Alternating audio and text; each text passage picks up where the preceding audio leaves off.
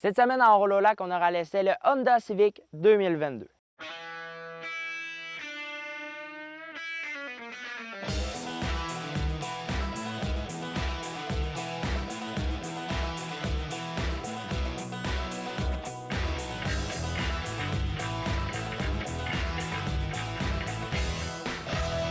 À l'essai de cette semaine, on a le Honda Civic 2022. Raphaël, qu'est-ce qu'on a comme énorme changement en fait pour la nouvelle génération?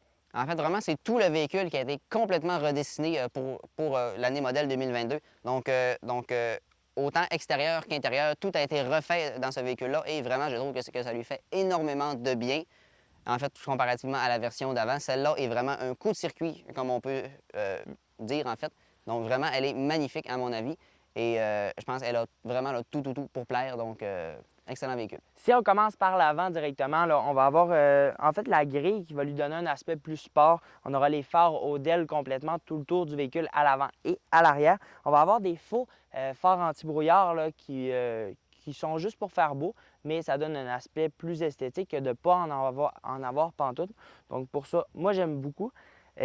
Avec la couleur rouge qu'on a aujourd'hui, c'est magnifique. On a la version sport, donc avec les jantes noires et tout. Donc ça donne vraiment une esthétique qui va être plus beau à notre sens, en fait. Et pour ce qui en est là, des autres versions disponibles, on a la LX, EX, on a la Sport, la Touring, la SI qui sera disponible en fin d'automne, normalement disponible, et on aura la Type R qui va être disponible dès l'été 2022 selon nos sources. Oui, donc quand même, on va avoir beaucoup de modèles, sachant aussi qu'on a la version berline et la version hatchback qui s'en vient bientôt. Dans la version berline, présentement, on en a 4, comme tu les as nommés. Donc celle-là de base, c'est la LX. Donc, avec un moteur 2 litres 4 cylindres de 158 chevaux, qui est le même là, que dans celle-ci, donc la Sport. Ensuite vient la EX, merci. Qui, elle, en fait, est à 28 000 comparativement à 26 000 pour la version précédente. Ensuite, celle-ci, la Sport, est à 29 000 En fait, c'est une EX avec un petit peu plus d'équipement et surtout de l'aspect visuel là, qui va changer, qui, elle, est à 29. Oui, elle est à 29 et ensuite, on a le modèle Touring qui, lui, est à 32 000 donc un petit peu plus cher, mais beaucoup plus d'équipement, en fait, à l'intérieur du véhicule. Et pour ce qui en est de la motorisation de celle-ci, on a un 2 litres atmosphérique, contrairement à la Touring, que elle, on aura un moteur 1.5 turbo. Donc, pour ce qui en est là, de la différence, on a 158 chevaux avec celle-ci et 180 chevaux avec le 1.5 turbo. Oui, aussi, cette en fait, motorisation-là est couplée à une boîte CVT, donc qui bride malheureusement un peu la puissance, en fait, à nos avis personnels. C'est ce qu'on a trouvé pendant l'essai du véhicule. En fait, on aurait vraiment aimé avoir la boîte manuelle pour ce qui en est de notre essai parce qu'on a trouvé qu'il manquait un petit peu de puissance pour ce qui en est de cette Civic-là. Mais pour ce qui en est du reste, là, on est quand même assez surpris. Oui, et malheureusement, la boîte manuelle va être, va être disponible seulement sur la version hatchback en option. On l'aura aussi sur la version SI et la version Type R. Donc ça, j'ai vraiment hâte de les voir et surtout de les essayer. Ça va être vraiment, ça va être très bien comme, on a quand même assez comme bolide. Là, oui. Alors, on parle de l'avant, mais Raphaël, pour ce qui en est du côté, en fait, pour la version sport, qu'est-ce qui change en fait? En fait, la principale différence, c'est les jantes qu'on peut voir ici, qui sont noires, qui ont 18 pouces de diamètre. On a aussi là, plusieurs autres appliqués noirs. Là. Je pense notamment aux miroirs ici, ainsi que les tours de fenêtre qui sont toutes noires. Le toit peut être noir aussi, c'est une option. En fait, une option qui n'est pas de chez Honda, mais qui va être disponible là, selon la concession. Par exemple, le véhicule dans la concession chez Léo Automobile, celui-là a le toit noir, mais il ne vient pas d'origine. Donc, si vous le voulez, vous pouvez le demander.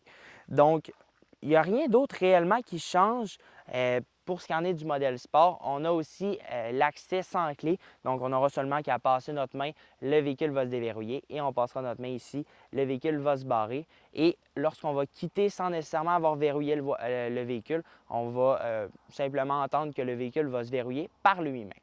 Donc, ça reste très normal pour ce qui en est du côté. Maintenant, pour ce qui a trait à l'arrière, on voit tout de suite que l'arrière a été changé du tout au tout, leur affaire.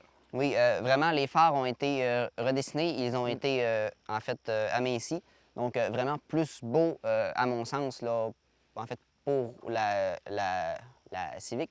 Le petit aileron que vous voyez ici, c'est une option, en fait, à un petit peu plus que 400 à mon avis, ça vaut la peine. Ça donne vraiment un très beau look au modèle sport Un modèle de plus... Ouais, de la Civic, vraiment. ça donne quelque chose de plus sportif là, sur cette voiture-là. Et on retrouve ici les petites écritures en chrome qui va être écrit sport et Civic. Donc, ça reste très normal. Par la suite, pour ce qui en est de l'espace cargo, Raphaël. On a 419 litres, donc c'est quand même très, très volumineux pour une voiture de ce gabarit-là. Tout notre stock vidéo, en fait, a rentré à l'intérieur sans aucun problème. Donc, vraiment, là, c'est juste, en fait, juste assez d'espace, selon moi, dans un véhicule de cette Oui. taille-là. Et on n'est pas allé manger l'intérieur, l'espace intérieur. Ça, c'est ce qu'on a aimé. C'est d'avoir autant d'espace à l'intérieur et même d'en avoir aussi dans le coffre. Et pour ce qui en est de la capacité de remorquage, c'est nul en raison de la boîte CVT. Et même si on l'aurait permis là, avec son 158 chevaux, il en aurait manqué un petit peu pour traîner un petit trailer, selon moi en tout cas. Oui, à mon avis aussi. On n'a pas mentionné, par exemple, le pot d'échappement qui est disponible seulement sur la version sport. Il fait pas grand son Bon, de on peut aller plus vous le que faire écouter, là, il n'y a pas... Pourquoi pas? Mais vraiment, il n'y a pas tant de différence par rapport à ça et c'est le seul modèle qui l'a. On a hâte de voir, par exemple, sur la Tipper combien ils vont en mettre cette fois-là. Mais Vincent, tu peux nous le faire écouter un peu?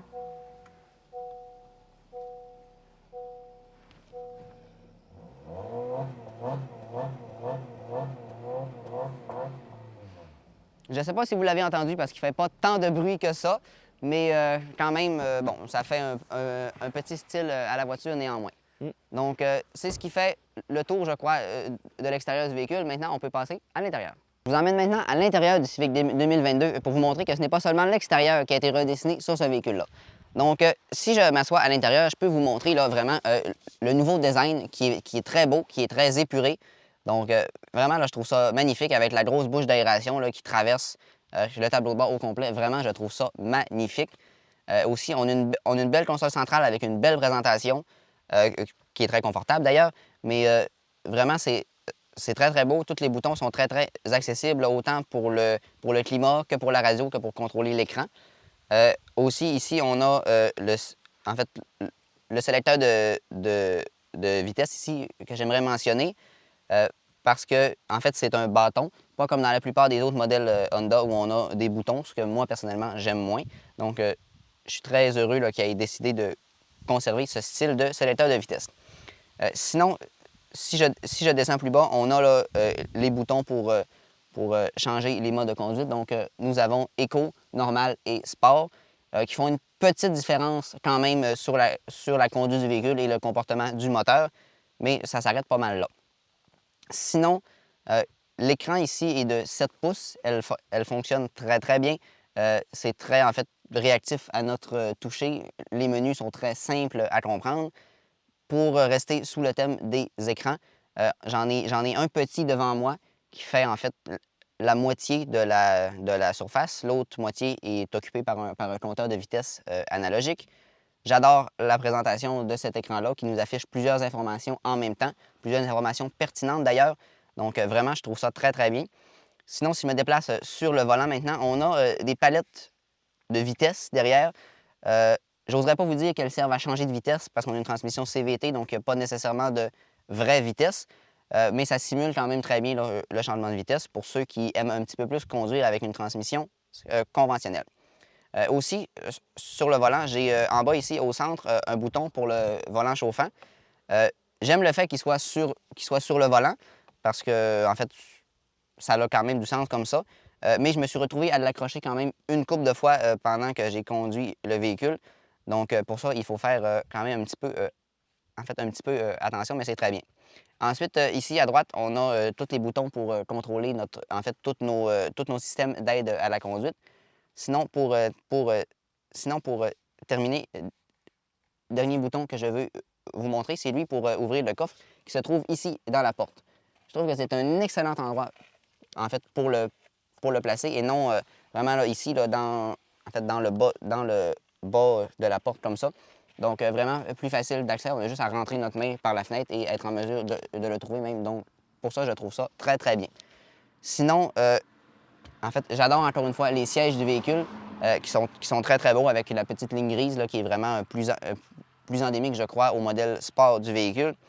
Donc, vraiment, on a beaucoup d'équipements, on a un très bon confort et je trouve que c'est un excellent rapport qualité-prix sur ce véhicule-là. Donc, c'est pas mal ce qui fait le tour de l'avant du véhicule. Vincent, qu'est-ce qui se passe derrière? Alors, à l'arrière du Honda Civic 2022, ça reste très simple comme intérieur. On a une qualité de finition qui est intéressante. C'est sûr qu'on n'ira pas retrouver, par exemple, des berlines de luxe, mais on a une qualité de finition qui est intéressante. On a de la place autant au niveau des jambes qu'au niveau de la tête. Donc ça, c'est très bien. On a toutes les commandes dont on a besoin. On a les prises USB qui vont se situer au centre. On a, pour ce qui en est de la portière, le bouton des vitres et la barrure manuelle à l'arrière.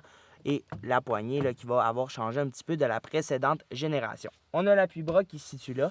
On a les bancs qui sont moitié cuir, moitié tissu que j'aime beaucoup. Et on a une sécurité, on se sent bien, on a un confort qui est très bien. Raphaël va nous en parler lors de l'essai routier. Mais ça reste très très bien au niveau de l'arrière. On a un très bon son. Donc, on ne s'attardera pas plus longtemps à l'arrière du Honda Civic. Donc, c'est ce qui conclut l'arrière. On est maintenant rendu à l'essai routier. Alors, à bord du Honda Civic 2022, Raphaël, qu'est-ce qu'on retrouve? Quel style qu'on est allé chercher avec la 2022, contrairement, en fait, à la précédente version? En fait, comme je l'ai dit là, dans mon tour de l'intérieur, on a vraiment un style là, moderne, futuriste, très haut de gamme aussi, je trouve. Donc, vraiment, là, des beaux matériaux, un beau design. C'est très, très beau, je trouve, à l'intérieur du Civic. Juste comme tu nous as parlé, là, les bouches d'aération ici là, dans le tableau de bord, ça donne vraiment un aspect qui va être haut de gamme, qui est intéressant et qui va changer parce qu'on le retrouve dans très, très, très peu de modèles d'avoir des bouches d'aération différentes. Parce que habituellement, là, c'est les bouches conventionnelles qu'on a dans tous les véhicules. Mais pour la Honda Civic, on a choisi de changer et ça a vraiment fait du bien. Oui, je trouve ça très, très beau. Oui, je trouve ça très, très beau également. Donc, ensuite, là, pour ce qui est de la conduite vraiment de la voiture, qu'est-ce que tu en as pensé? C'est une conduite qui est régulière. Là. On ne s'attend pas à avoir une conduite qui va être des plus précises, des plus sportives. En tout cas, pour la version sport qu'on a laissée, peut-être la SI et la Type R, là, il y aura une conduite qui va être spéciale à eux. Mais pour ce qui en est de la version sport, on a une conduite qui est très bonne, une conduite qui est simple, qui ne sera pas... ce ne sera pas difficile en fait de conduire la voiture. Donc pour ça, là, c'est très très bien. Donc j'ai bien adoré là, la conduite de cette voiture-là. Oui, j'en ai pensé à peu près la même chose que toi. C'est une conduite en fait qui est parfaite pour faire de la ville avec ce véhicule-là.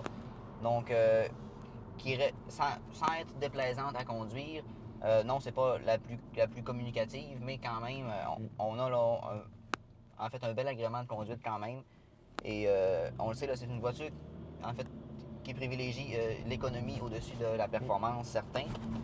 J'en ai parlé tout à l'heure avec le moteur. Là, on a 158 chevaux dans ce véhicule-là. On a la version Touring qui a le 180 chevaux, mais aujourd'hui, on a la version Sport. Donc, le petit 2 litres atmosphérique à 158 chevaux, on peut vous le démontrer là en le mettant en mode sport. Là, je suis présentement à 70 km/h. La vitesse est limitée à 90. Donc, je vais vous faire une accélération là maintenant. Donc, on part de 70. 90 km/h. Donc, c'est quand même assez long. Mais c'est clair que la boîte CVT va prendre énormément la puissance. Elle va la réduire. Il va réduire tout court là, la puissance. Je pense que c'est ça le principal défaut du véhicule, vraiment, c'est sa transmission. Et on en a parlé tout le long là, qu'on a eu le tour. On aurait vraiment aimé ça, avoir une boîte manuelle avec la voiture qu'on a aujourd'hui. Malheureusement, elle n'est pas disponible pour les versions LX, EX, Sport et Touring. Elle est disponible avec probablement la SI et la Type R. Mais pour ce qui a trait là, à la version qu'on a aujourd'hui, on ne l'a pas. On a la boîte CVT qui est un petit moins pour nous. Hein. Ouais, ça, je trouve qu'elle brille de la puissance un peu. J'aurais vraiment préféré, comme tu dis, avoir la boîte manuelle. C'est pour ça que je serais peut-être plus tenté à choisir une version hatchback de la voiture qui, selon nos sources, aura en option la boîte manuelle. Donc moi, je pense que, en fait, moi, j'aurais choisi celle-là. En fait, la boîte CVT est beaucoup plus économique, ça, je le confirme. On a fait quand même une bonne moyenne, en fait, d'économie d'essence, là. Mais je pense vraiment que... En fait, il faut y aller selon nos préférences et selon qu'est-ce qu'on préfère, là? Oui, parce que tu nous l'as parlé, l'économie d'essence chez Honda, on l'a vraiment parce que le véhicule a 3011 km et on a fait du 7 litres au 100 dans le 3011 km, donc c'est vraiment pas beaucoup, c'est très peu même. C'est sûr qu'on compte les accélérations qu'on a pu faire avec la voiture et tout, là, mais ça reste que c'est très, très, très économique. Oui, quand même, pour ça, j'ai absolument rien à dire. Puis on connaît aussi la fiabilité là, des modèles Honda, qui est en fait, qui n'est presque pas à côté par les autres constructeurs, finalement. Là. Non, c'est ça. Et tantôt, tu nous as parlé un petit peu de la conduite qu'on retrouve dans ce véhicule-là. Depuis le début de l'essai, là, je suis avec la conduite semi-autonome, qu'on va dire, là, en fait, la reconnaissance des lignes et tout. Donc, la voiture va se conduire